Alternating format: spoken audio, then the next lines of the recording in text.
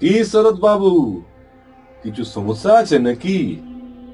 মুখ দেখে মনে হচ্ছে একটু তকলিফে আছেন। বাড়ি ছেড়ে ঝাড়খণ্ড আসার পর থেকেই কিছুই যেন ঠিক হচ্ছে না ডোরানবাবু।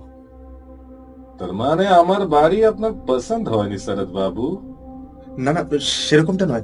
বিশ্বাস করুন, আপনার বাড়ি আমার খুবই পছন্দ হয়েছে। মানে কি বলে যে বোঝাই আপনাকে।